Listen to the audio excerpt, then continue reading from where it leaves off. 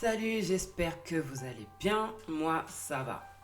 Aujourd'hui, je voudrais parler de l'importance de consulter Dieu. Souvent, on rencontre des événements ou des circonstances dans nos vies qui nous amènent à prendre des décisions, à faire des choix, ou à prendre des engagements. Le problème, c'est que quand on ne consulte pas Dieu, on, on fait mal. On ne fait pas ce qu'il faudrait faire. Pourquoi je dis ça? Parce que euh, David, il était un roi qui a toujours pris le temps de consulter l'Éternel. Il a toujours pris le temps de consulter Dieu par rapport au combat. Avant de rentrer dans un combat, il consultait Dieu. Il demandait, est-ce que je vais les poursuivre? Est-ce que je vais les rattraper? Et Dieu disait, oui, tu les poursuivras, oui, tu les rattraperas. Et ça permettait à David d'aller avec assurance au combat, sachant qu'il avait la victoire.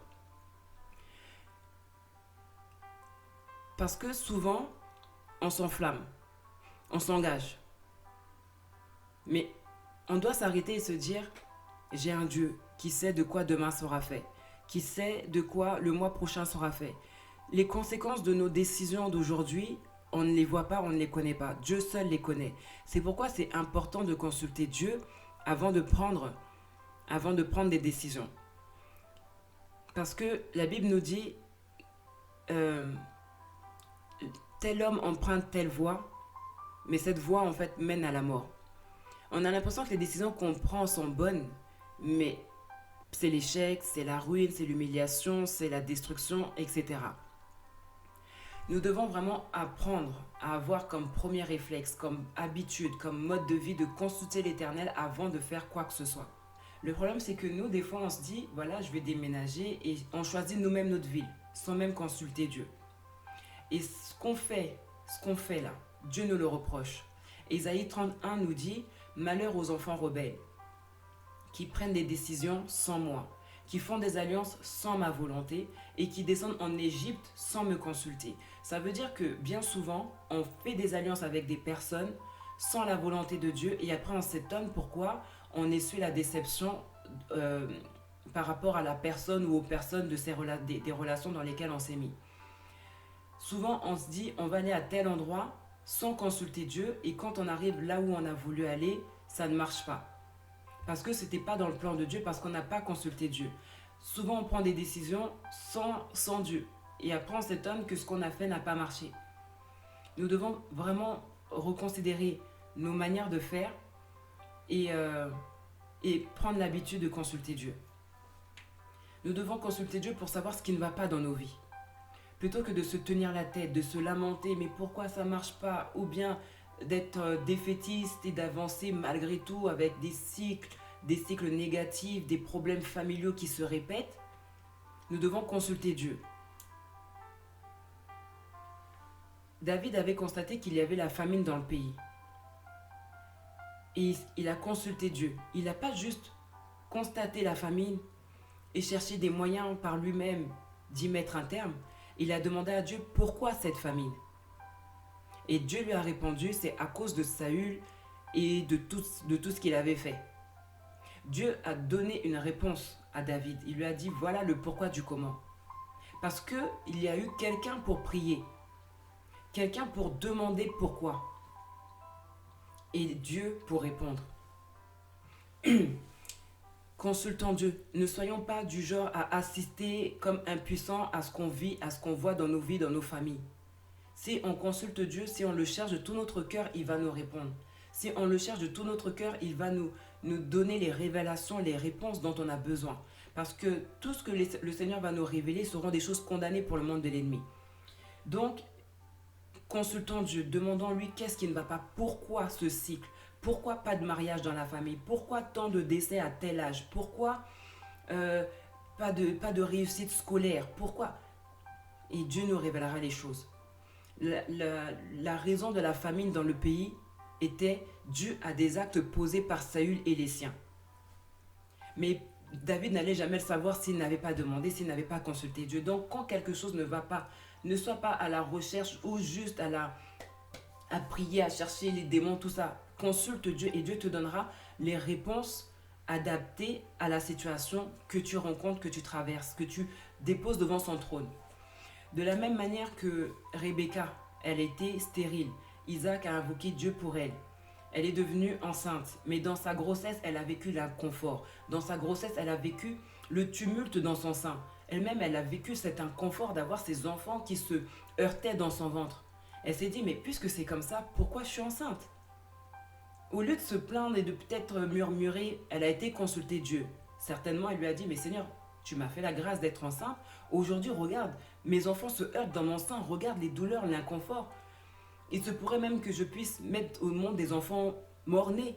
Donc, j'aurais eu l'opprobre de la stérilité. Est-ce que j'aurais l'opprobre encore d'accoucher des enfants qui meurent? Et Dieu lui donne une réponse. Et Dieu lui dit, parce que dans ton ventre, il y a deux nations. L'une sera assujettie à l'autre, etc. Il lui a donné une réponse. Donc, en fait, maintenant, dans sa bénédiction, comment je peux appeler ça? Les heurts, en fait, voilà, les petites contrariétés qu'elle peut rencontrer dans sa bénédiction ne l'amèneront pas à murmurer. Elle va se dire que de toutes les manières, c'est Dieu qui m'a béni, Dieu m'a dit le pourquoi de ce comment, donc je bénis l'Éternel. Voilà. Donc, quelles que soient les choses que tu rencontres, prends l'habitude de consulter Dieu pour savoir le pourquoi du comment et il va te répondre. Si tu dois déménager, demande à Dieu où est-ce que tu dois aller. Ne prends pas de toi-même la décision d'aller t'installer dans telle ville, dans tel endroit, parce que si ce n'est pas la volonté de Dieu, si ce n'est pas le plan de Dieu pour ta vie, tu vas vivre le contraire de ce que tu voulais.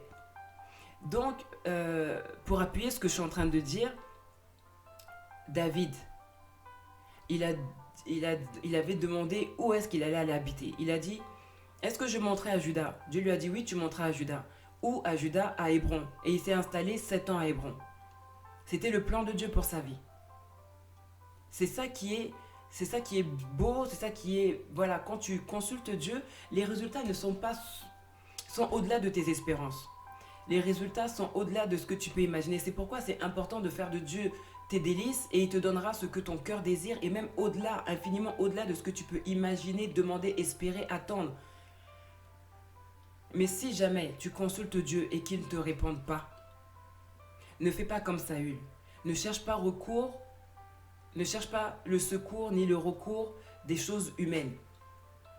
Saül a consulter Dieu. Dieu ne lui a pas répondu. Et qu'est-ce qui s'est passé? Comme il a vu que Dieu ne lui répondait pas, il a été consulter une femme qui évoque les morts.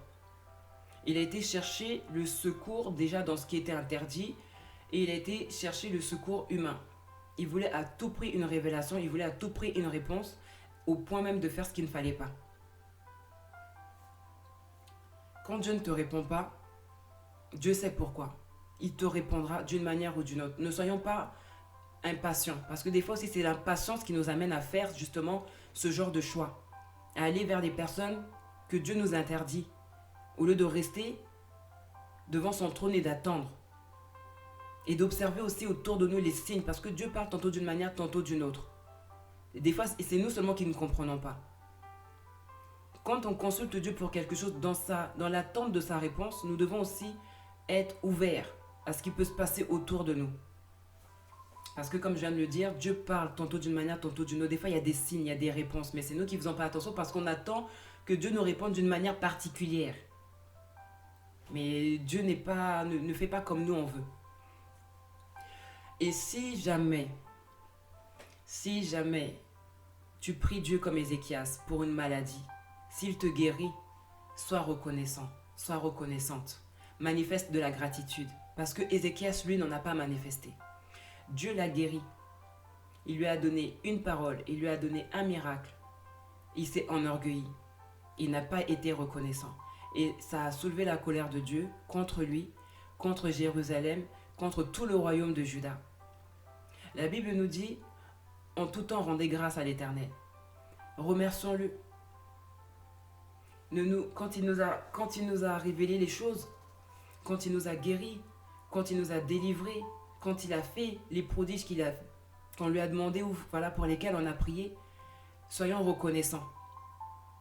Ne soulevons pas sa colère en nous enorgueillissant et en disant ceci, non, c'est moi, non, c'est pas toi, c'est pas moi, c'est pas nous.